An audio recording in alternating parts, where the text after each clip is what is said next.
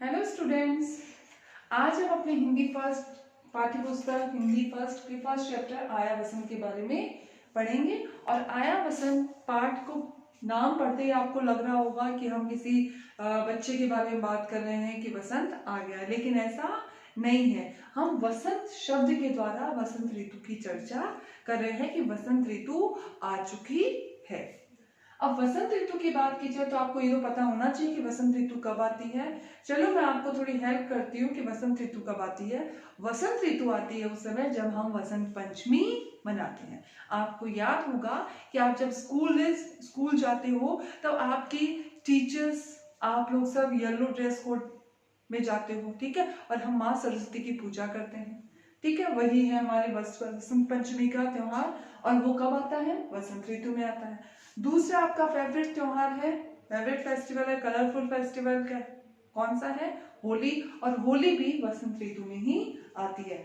I think अब आप कभी नहीं भूलोगे कि वसंत ऋतु किस मौसम में आती है, कब आती है, ठीक है। चलो अब हम आगे स्टार्ट करते हैं हमारी कविता। कविता है आया वसंत जग में छाई शोभा में। वसंत का मौसम आ चुका है और वसंत के मौसम आने से चारों ओर हर संसार के हर कण कण में एक नई सुंदरता छा गई है। सरसों खेतों में उठी फूल, बौरे आमों में उठी झूल।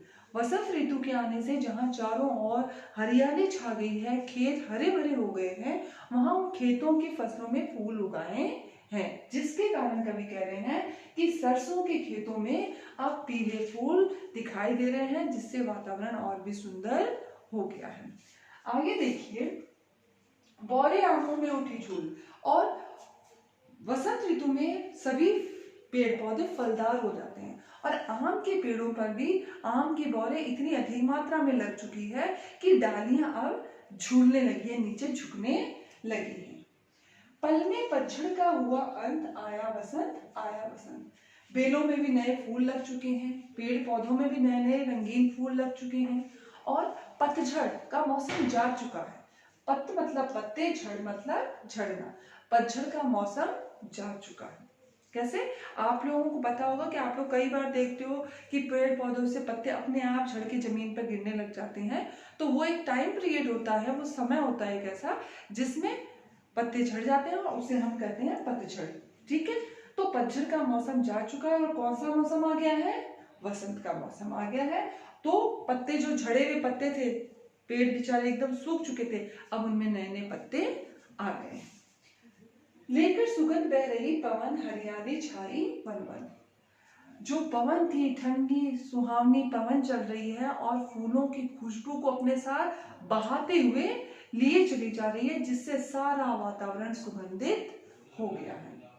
और इस सुंदर वातावरण से हर घर आंगन भी सुंदर लगने लगा है, क्योंकि वातावरण तो सुंदर है ही साथ इस सुंदर वातावरण में उमंग भरे त्योहार भी मनाए जा रहे हैं, जिसके कारण हर घर आंगन में उत्साह का माहौल छाया हुआ है। आज मधुर सब दिगंत।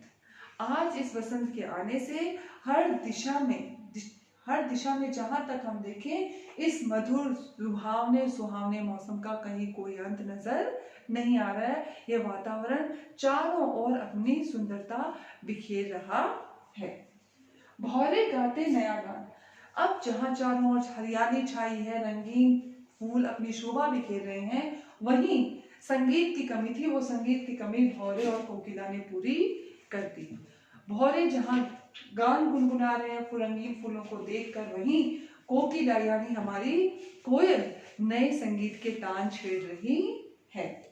और सुंदर वातावरण, संगीत का माहौल और सुगंधित पवन, चारों ओर वातावरण एकदम उमंग उत्साह से भरा, सुहावना और लुभावना हो गया है।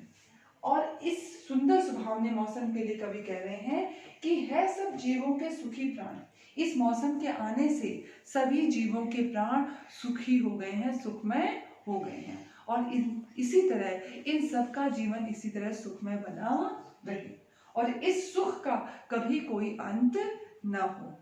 और आया वसंत, कवि कह रहे हैं ये वसंत का मौसम जैसे आया है, हमेशा इसी तरह आता रहे और लोगों का जीवन सुखमय बनाता रहे।